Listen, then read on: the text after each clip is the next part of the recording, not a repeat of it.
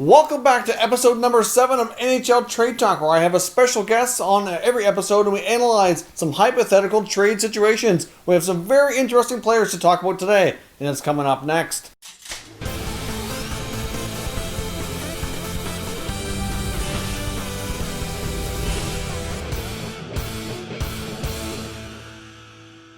So welcome back to another video here at Top Shelf Hockey. Now, as I mentioned, we're into episode 7 now of our NHL Trade Talk series. I'm very excited for today's episode. We have a longtime friend of the channel, OhNyquist, on as our special guest. Of course, if you're not already familiar with OhNyquist, you definitely want to go check out his channel. It puts out some great content. His content's a little bit different from mine, very entertaining, and he's certainly a channel that I've known and followed and had a chance to talk to a lot here in the last couple of years, but he's really had a chance to grow and really explode. He's closing in on 50,000 subscribers, so he's had a tremendous opportunity here in the platform to really excel and do incredibly well. So I'm sure most of you probably are familiar with him already, but on the odd chance you're not, certainly go check him out. So I have 3 pairs of players that I've sent him to analyze on who is more likely, or the first one between the two, to be traded. And these scenarios, I think, today are some pretty interesting guys. So let's dive in and get started here. First up, with a couple of young RFAs that do not have contracts here as of yet,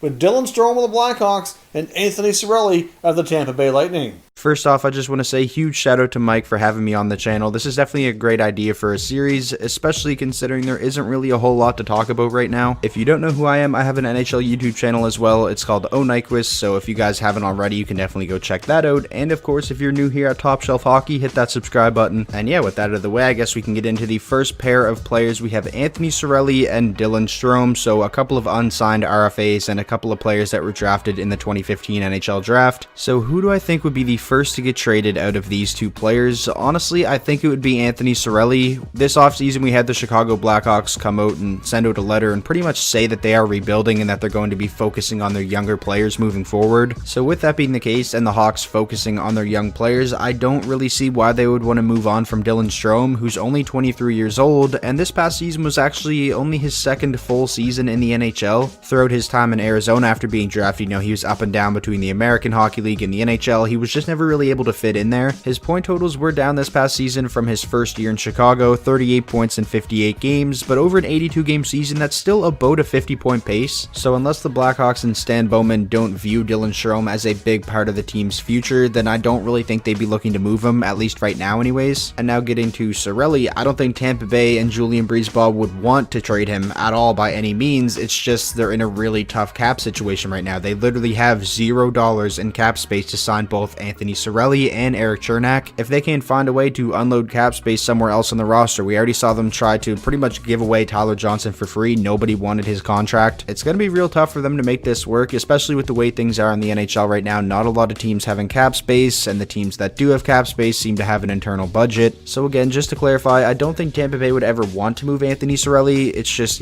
given their current situation, I feel like out of Cirelli and Strome, Cirelli would be the first to get traded. Now, in my opinion here as well, I think I kind of agree with what he's saying. I think Cirelli might be more likely to be traded than Strome, although at the end of the day, I don't really think either of these guys are very likely to get traded. I think their teams would want to sign them and keep them to be part of the future, but I'm picking Cirelli just because of the kind of the same thought process that he went through already, that Tampa Bay is in a much more awkward position here with their cap, and as much as they don't want to trade Cirelli, they've made that clear. They can't give away Tyler Johnson. They have had a hard time moving Alex Killorn, and they may not have any choice. I mean, at the end of the day, they have to become cap compliant. They have to put a team on the ice, and maybe Anthony Cirelli might have to be moved. I mean, I think Julien Brisebois likely figures something out to be able to not do that, but at the end of the day, I think that's a more likely scenario than Dylan Strome getting traded out of Chicago. But at the same time, it is a little bit concerning that he's not signed as of yet. As I mentioned before in other videos, the Blackhawks might have some cap flexibility coming up. There's several players that could end up on long-term injury reserve that we don't know. So maybe they're kind of waiting a wait-and-see approach to see exactly where their cap situation sits as they get closer to training camp. But I would think that they would get Dylan Strome signed, at least to a shorter-term deal. And even though he could be moved at some point, I think they'll give him another crack here to rejuvenate that magic he did in the first year with Alex DeBrincat and see if he can get his career back on track. Not that last year was terrible, but it was a bit of a dip down from his first year in Chicago. Next up, we have a couple of veteran forwards that are on expiring contracts. Could they be extended and stick with their clubs, or are they more likely to be traded? None of the two. Who is more likely? Now we're looking at Jaden Schwartz of the St. Louis Blues and David Krejci of the Boston Bruins. So the next pair of players we have are David Krejci and Jaden Schwartz. So we have two veterans with 1 year left on their contract. If they don't sign an extension throughout the season, both of them will be an unrestricted free agent next offseason. This is definitely a pretty interesting one. Who do I think would be the first to get traded out of these two players? I think I'm going to go with Jaden Schwartz. We saw what happened with St. Louis, obviously, this past season. They didn't get an extension done with Pietrangelo throughout the season, and then they lost him in free agency for nothing. So I could definitely see a scenario where if they can't agree on an extension with Jaden Schwartz throughout the season, maybe around the deadline they look to move him just so they don't risk losing him for nothing like they did with Alex Pietrangelo. And when it comes to David Krejci, yes, he is still a very valuable centerman. He had 43 points in 61 regular season games, had 12 points in 13 playoff games. He's got a cap hit above $7 million, and he's 34. I feel like he might be a little bit tougher to move than somebody like Jaden Schwartz, even though there is just 1 year left on his deal. And Jaden Schwartz's name always seems to come up in trade talks, and that can't be for no reason, right? So out of these two players, I feel like Jaden Schwartz would be the first to get moved. Now again, I'm going to have to agree with OhNyquist here and say I agree that Schwartz is the more likely one to be moved. We've already heard some rumblings from Boston media that there have been some preliminary discussions on a contract extension between the Bruins and David Krejci. I do think he's going to have to re-sign for less money. Right now he's their highest paid player at over $7 million, and given the fact he's going to be in his mid-30s, I don't think he's going to be commanding that kind of money anymore, but he's still relatively productive. And the problem is, too, in Boston, is in my opinion at least, they don't really have a bona fide number 2 center to really take over for him in that spot. So, I'm not sure they have like that predecessor ready to go. I mean, I know they have Charlie Coyle, who's a pretty decent center, but to me, he's a better number 3 or number 2 on the wing. I'm just not sure he's going to be able to put up anything near the production that Krejci has on that second line. I mean, obviously that second line has other question marks as well. A guy like Jake DeBrusco's up and down, a little bit inconsistent. It would help Krejci if he had some more consistent players playing around him. But I do think, given the fact that he's been in Boston his entire career, I think there's a pretty good chance they could work out a short-term extension for a couple of years to kind of let him ride things out and finish up as a Boston Bruin. Where in the case of the Blues, Jaden Schwartz is going to become a victim of the salary cap, I believe. I think a situation here is going to be similar to what happened with Pietrangelo, except I do think the odds are much greater that they trade him first. If St. Louis stumbles this year, I think he could be traded before the season's up in order to get something in return. Now, St. Louis, you would think, will bounce back strong, but I do have some concerns over the Blues, especially if the divisional realignment that we've been hearing about is true and they end up playing most of their games in the West. As much as they're going to have a few teams like the California teams that they should be able to win against regularly, they're also going to be playing a lot of games against Vegas and Colorado. And, the fact that they may not stand a great chance to win that division. Goaltending is going to be tested this year as well, with Binnington not having Jake Allen behind him. So it's hard to say how that's going to go. If he plays the way he did when they won the Stanley Cup, then he'll be just fine. But, there's certainly some uncertainty there. So if the Blues stumble, especially, I think there's a pretty good chance Schwartz gets traded. And I do think the odds are much greater than David Krejci.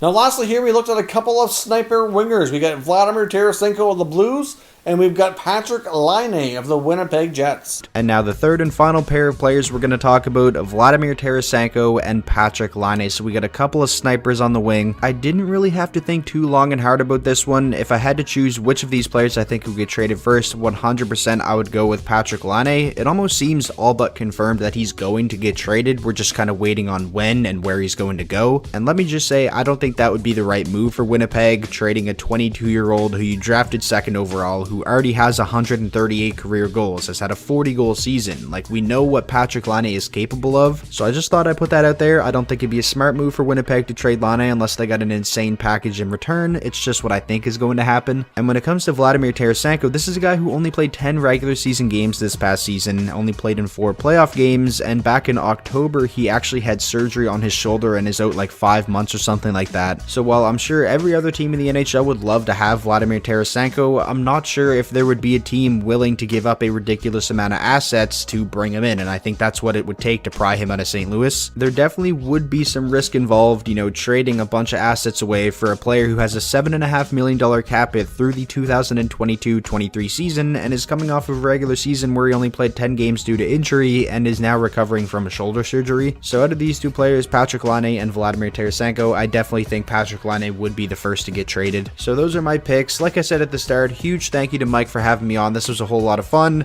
I hope you all watching this video enjoyed, and like I said, if you want to check out my channel, you definitely can. It's just called OhNyquist. I post hockey content pretty much every other day, and again, if you're new here to Top Shelf Hockey, hit that subscribe button.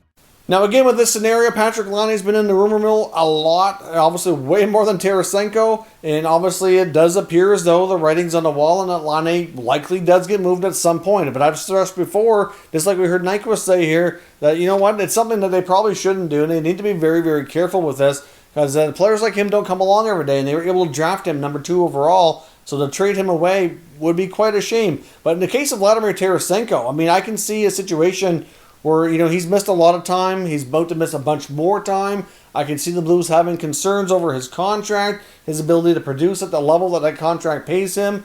But at the same time, that's going to make that contract that much more difficult to trade.